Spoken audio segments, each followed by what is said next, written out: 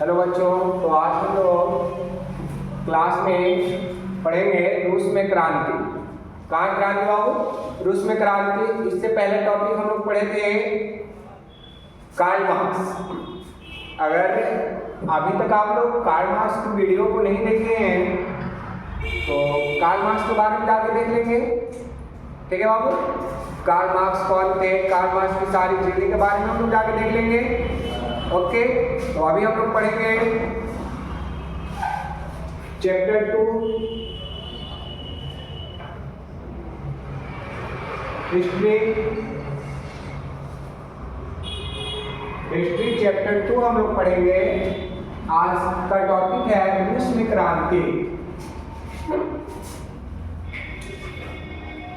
रूस में क्रांति के रूस में दो प्रमुख क्रांति हुए। रूस में कितनी क्रांति हुई बाबू?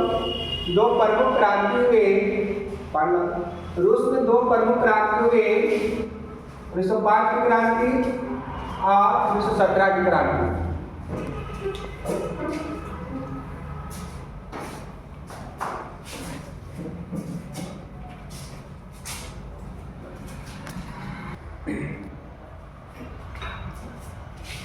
तो आज हम लोग क्या पढ़ेंगे बाबू?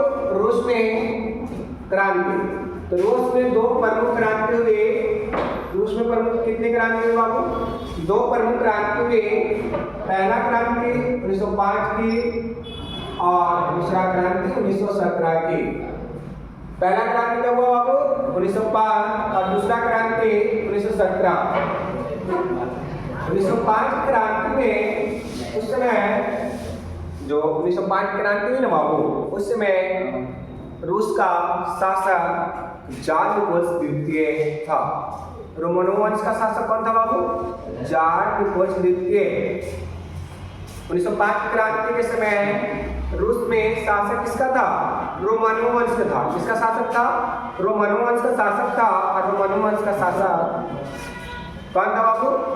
तो आपका था जार निकोलस द्वितीय।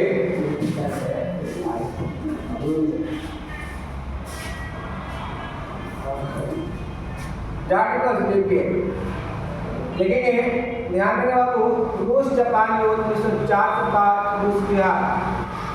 इस समय बाबू रूस और जापान के बीच युद्ध होता है और उस युद्ध में जापान की बुरी तरह हार हो जाती है।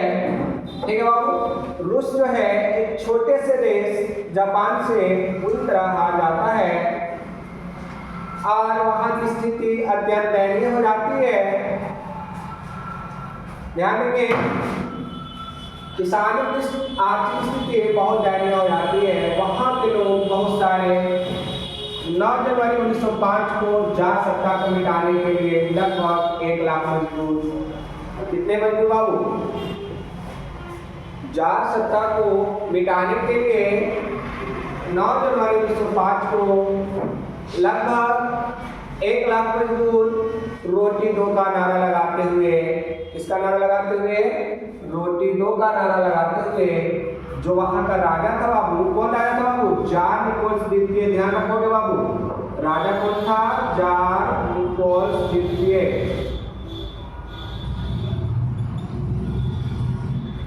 राजा कौन था जी? जार निकोलस द्वितीय। और आता था बाबू सेंट पीटर्सबर्ग। सेंट पीटर्सबर्ग महल में रहता था। कौन सा महल में रहता था? सेंट पीटर्सबर्ग महल में रहता था। और उसकी ओर लोग जा रहे थे। इसकी सूचना मिल जाता है जार निकोलस द्वितीय को, है ना? इसकी सूचना किसको मिलता है? जार निकोलस द्वितीय को। जार निकोलस द्वितीय को सूचना मिलते ही वह जो उसका सैनिक कमांडर था वो अपने सैनिक कमांडर से लोगों पर गोलियां चलवाने का आदेश दे देता है। अपने सैनिक कमांडर पर किससे लोगों से गोलियां चलाने का आदेश दे देता है और जिससे हजारों की संख्या में लोगों की मौत हो जाती है। आज यह दिन रविवार का। आज यह दिन कौन सा था बाबू? रविवार का, जिसके कारण इसे खूनी रविवार कहा गया।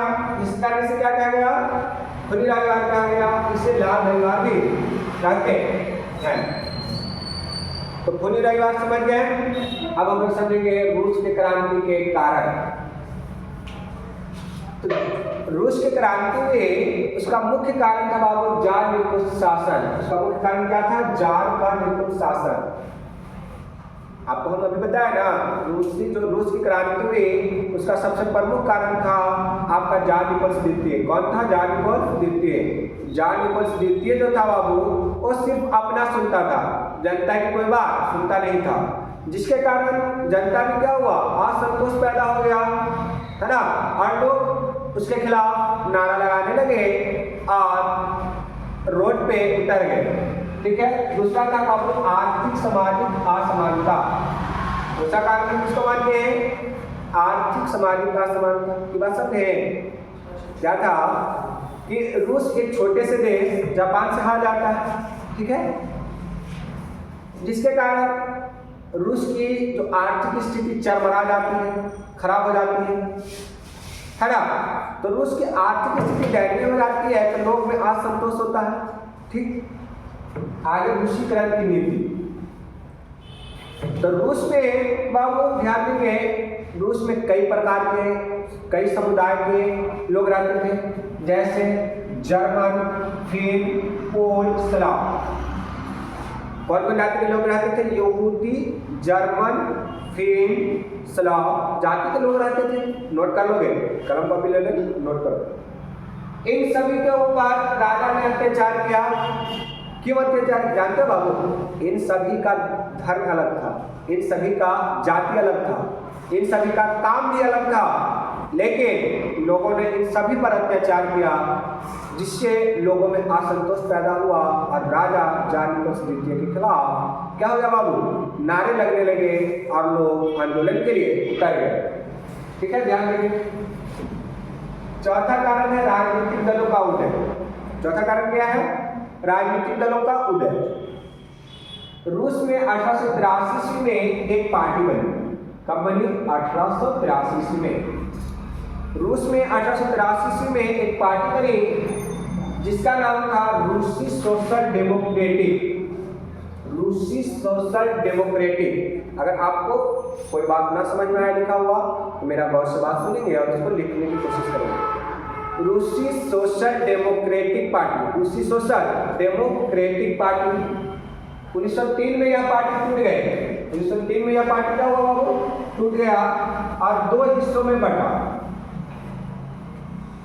आपको जो रूसी सोशल डेमोक्रेटिक पार्टी था वो कब टूटा? 1903 में, और दो दल में बट गया, एक मेंशेविक दल, एक बोल्शेविक दल।